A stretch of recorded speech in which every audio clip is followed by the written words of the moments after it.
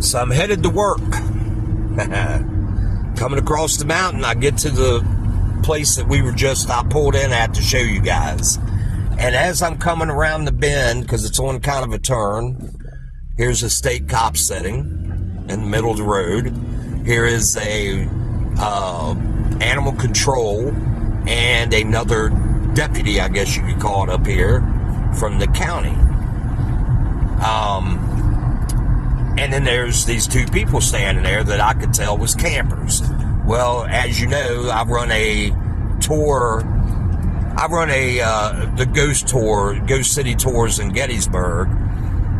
And we also have a gift shop and stuff, or I should say a storefront. We sell neat stuff. Come to Gettysburg, come check it out. And we have locals that have come in to check us out because we're new to the area and showing support, which is really cool to see that up here. And so as I come up on the blockade, I guess you could call it, I noticed that the guy that's in the deputy car is one that had came in to take a tour. And him and I had talked quite a bit about paranormal activity, and he and I were talking about some of the stories that probably police officers could tell that they've been called into or have seen out all hours of the night. And talking about Bigfoot, we talked about aliens, and as I'm pulling up, he sees who I am because I have my Ghost City Tours tag on, and he sees me, and he runs over and he says, "They just had a Bigfoot sighting." That's all he says in my window. Well, he said, "Hey, Ghost City," and then he said, "They just had a Bigfoot sighting." And I'm like, "When?" And he's like, 9:30 this morning. At this point in time, it was a little bit after 11. So the first thing I do is I wanted to get out and interview the people, and the state trooper would not allow that to happen. But I did talk with them for a couple minutes. And yeah, they were quick to get me out of there because they just didn't want it, I guess, to blow up into, anything but another sighting. So the woman says that she is cooking breakfast. Now, this place up here, you can park, you can camp, but it's primitive camping. There's no electric, nothing, unless you bring it. And so she's on a gas stove, and they run a tent, and she is cooking breakfast, which she said they were from Jersey, and she said, I was making pancakes, and I mix applesauce in with it. She said they smelled delicious, and she went on a rant about something about her mom cooking, and it was an old recipe. And I said, sounds good. And so we're talking, and she said I was going to make some bacon and then egg whites. And she said, I look up, she said, I heard a grunt. And I thought that my husband, who at the time was using the bathroom down in the woods, and she thought that was him walking back up, or something to that point.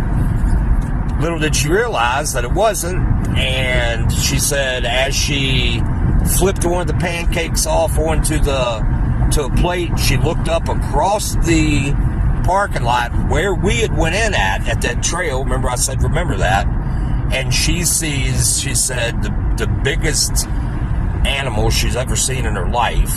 At first thinking it's a black bear or brown bear, she said, realizing then that there is no brown bears, up this way, or grizzlies or something of that color. They're all usually black. So she realizes that this thing is on two legs as well, not on hind legs, but walking, and it has stopped and turned its back to her. She realizes then the possibility of what she is seeing is a Bigfoot. And she doesn't know whether to yell, whether to scream, whether to run. So she decides, with a little bit of just fear, but mostly shock, she just stands there. And as she did, her husband comes walking back up out of the woods, and which startles or got the attention of the Bigfoot, and he decides, or it decides, to turn itself to the left, she said, look to the left, over its shoulder, and look at him coming up through the woods, which was almost like off to her left as well. And she's like wanting to get the attention of her husband, but not wanting to bring attention to herself.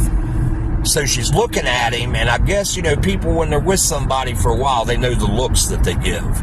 And she nods her head to look over there. As he does, he sees it. It takes one step to reveal on the other side of it about a 6-foot one standing with its back to them as well. Yes, 2 of them. And he says, holy shit, like that out loud, or something to that point. I know it was shit, so sorry to use that word, but he said, or no, I'm sorry, it was, what the hell is that shit?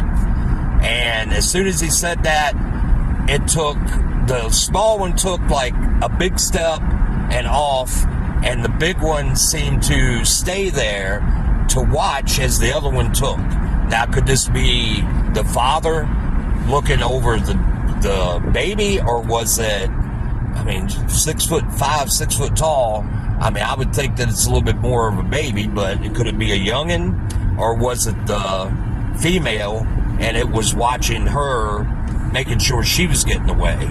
But as soon as the other one, the smallest one, was gone, the biggest one took, he said, 2 steps and ducked down and showed us the branch. He pointed at it. I didn't go over to see it.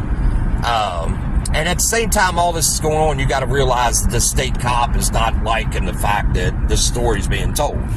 And anyway, so he said at that point, you know, they got in the tent, and he told me under his breath pretty much that they had a pistol in there. He's like, the only thing I could think is this pistol's not going to do jack.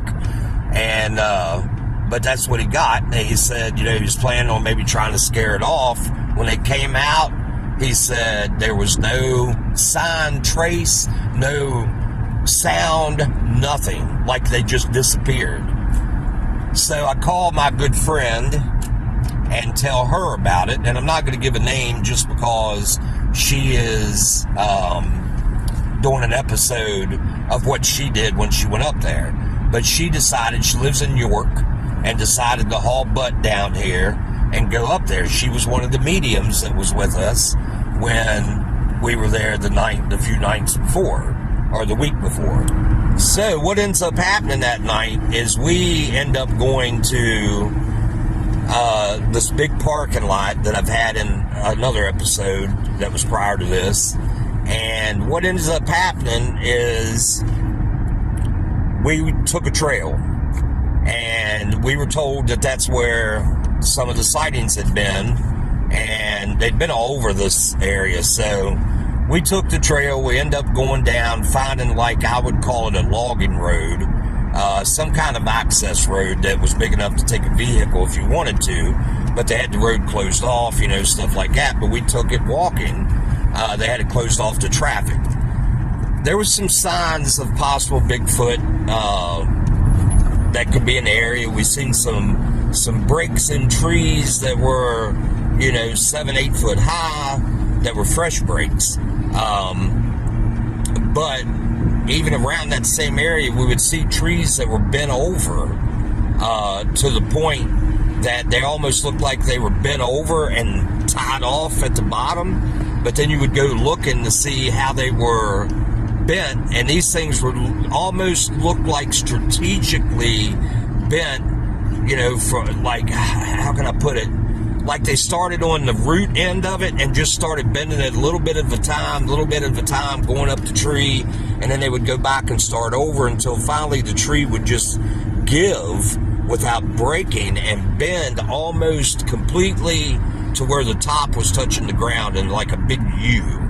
And that is a huge sign of the possibility of Sasquatch. So I'm headed to work the other day, and got to thinking about it and decided that I was going to come back up here at some point. Because what happened later on that night was we were out in the middle of this logging road.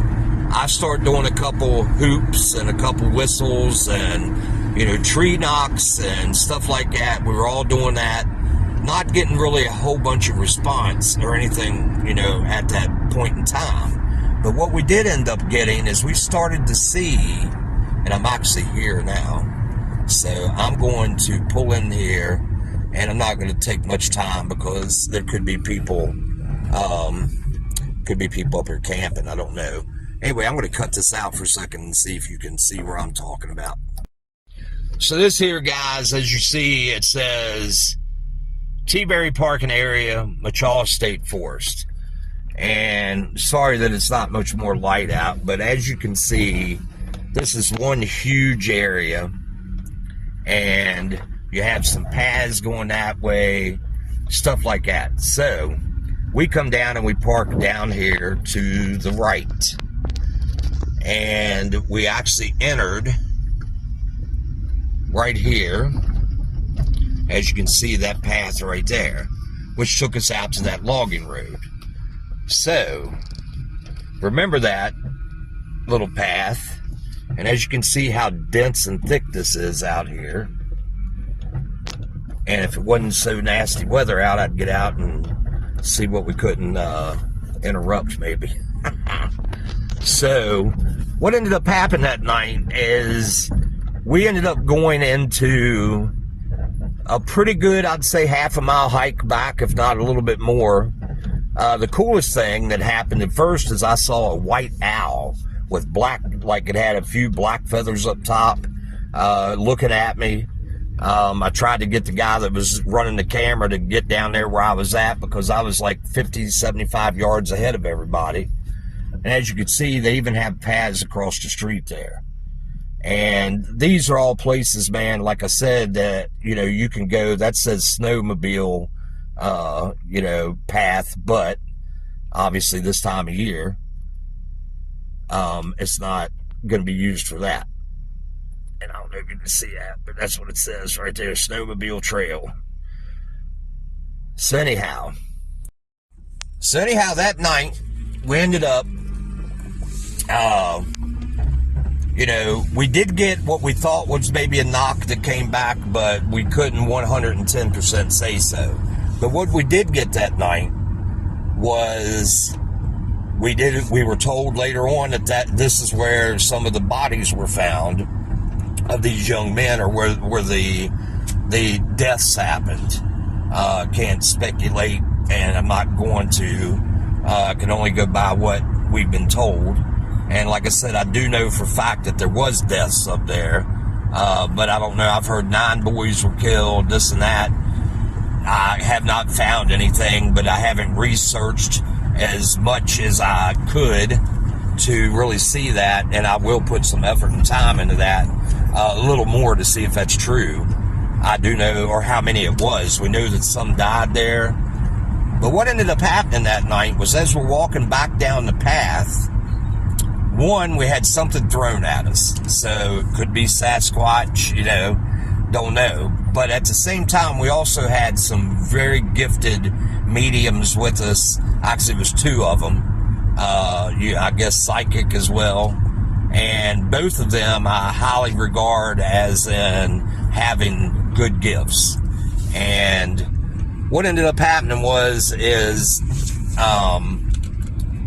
one of them walked up to me and said they felt like we were being watched by what they thought were soldiers. Well, also that area I just showed you was also most likely a pathway at some point the Confederacy come back across the mountain, or they may have used it to go across. There was a battle in South Mountain. So very well could have been back in that area. It's not really clear where it happened at, but, you know, somewhere around there it did. Anyhow, the other medium comes up, and without hearing the other one, and says, I believe we're being followed by a young soldier. So I was like, huh. So we end up putting down, so then we go from Squatch mode to paranormal mode, and we set down, I set down my REM pod, a few people got out EMF detectors, and sure enough, we got hits on the REM pod. The EMF detectors were going off as well after a couple minutes. Then the weirdness started. We started seeing what looked like these lights would roll through the trees. I'm going to say maybe 7 foot up.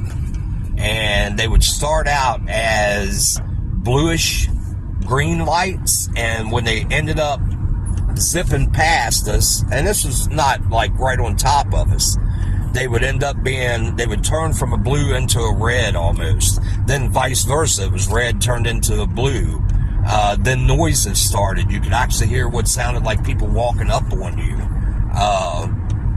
All kinds of stuff like that happened. So it's like, wow, did really this happen? Or, what went down, And so then, I took it from these people, and that's part of paranormal, man, is to trust others that are with you. If they have gifts, then you may want to listen to them even a little bit more. And both of them said, we are not wanted here, and we probably should leave.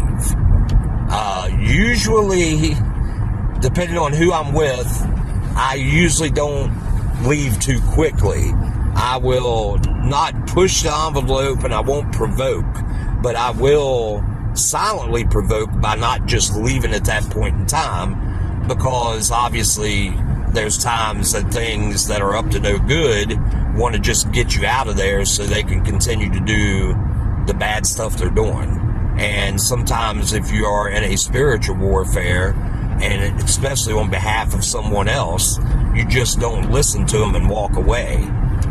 But I would recommend that if you're not into spiritual warfare and you're not into that side of things, that you should heed the warning by the people that are with you if they say, time to go. So we did, because we had people that were very, open about being a little disturbed about what was going on. So we did. So that's something else that has happened up here, and I thought that I would share that with you.